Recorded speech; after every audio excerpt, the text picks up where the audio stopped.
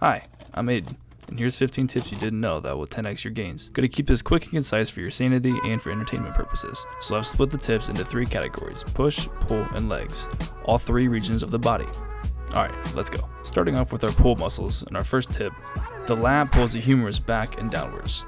So you can play with how you target the lat with different rows and pull downs. This also doesn't mean that all rows only target the mid-back. Rows target the lat in numerous different ways. And our second tip, all the muscles of the back act on the upper arm, not the hand or wrist. So for a better mind to muscle connection, pull through your elbows, not your wrist or your hands. This is why the thumbless hook grip helps many people with feeling their back. For our third tip, as you can see here, my left lat is a little bit bigger than my right one. To help correct these muscle imbalances, we can do unilateral movements to even yourself out, and you probably have heard this before.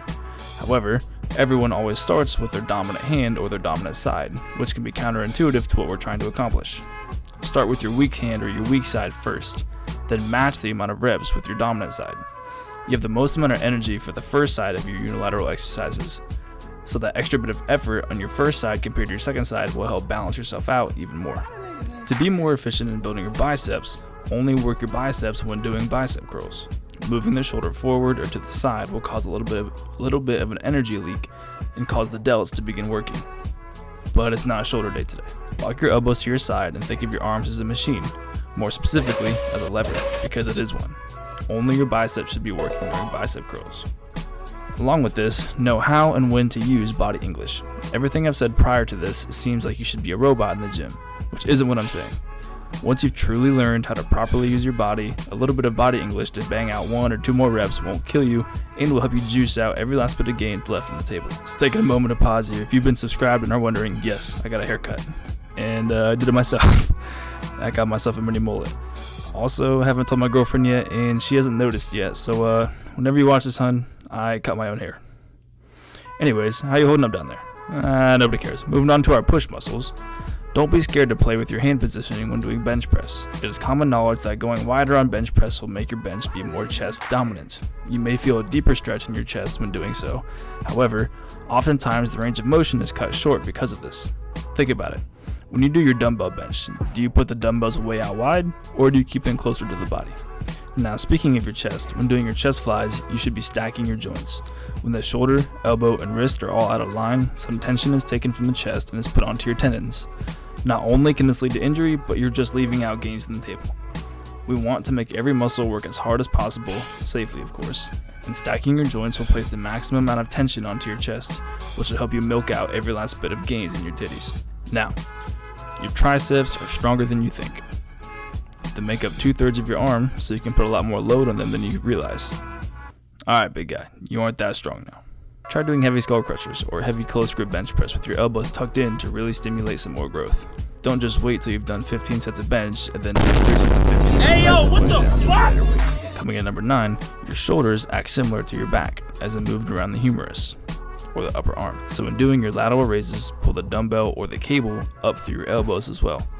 I often see people pulling through the wrists as their elbow sags below their shoulder in the wrist. Doing this doesn't take the shoulder through the full range of motion.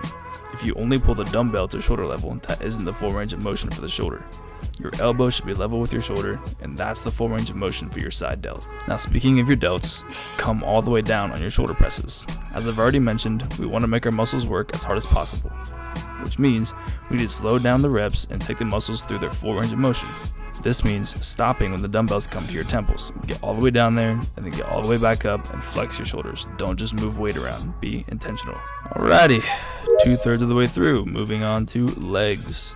You can bias what part of your calf you hit by your feet position. Rotating them in will bias the outer calf. Rotating them out will bias the inner calf. In the middle is a good balance of both. So if you're going to do 3 sets of calf raises, it might be a good idea to do 1 of each to ensure you're hitting the entire calf because, let's be honest, your calves are horrible. Speaking of your calves, what's the difference between doing seated and standing calf raises? Oh wait. Yeah, that's what I thought. Standing calf raises target more of your gastrocnemius, the part that you probably think of when you think of your calf muscles.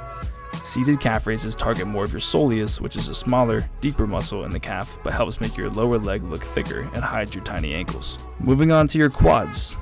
Leaning back when doing quad extensions will lengthen your quad muscles, giving you a bigger stretch at the bottom, however, forcing your quads to work harder and giving you a little bit of extra gains in your earth stompers, which this machine doesn't let you do and is a terrible example of.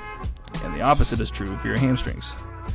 Seated hamstrings stretch your hammies more than lying hamstring curls because of the angle of your hip. Oftentimes, I'll lean forward to get an even deeper stretch on my hamstrings to make them work that much harder and get that much more gains. And again, this machine sucks and shreds off your leg hair. Anyways, elevating your heels allow for more knee over toe action, which you can use as a tool to bias your quads. Your feet placement have a lot to do with the distribution of load on all the leg muscles, specifically when squatting or doing leg presses. Putting your feet higher will involve more of your hamstrings, but it doesn't bias them completely. It is still your quads doing the majority of the work. However, using squat shoes or plates to elevate your heels can help you get deeper into position and place much more tension onto your quads and work them much more harder. Alrighty, that's 15. How you feeling down there after all that knowledge we just spit? That's great. Well, tell the viewer goodbye and thank them for, just kidding. Nobody cares about your opinion. Thank you so much for watching. Like, comment, share, subscribe so I can keep doing this. And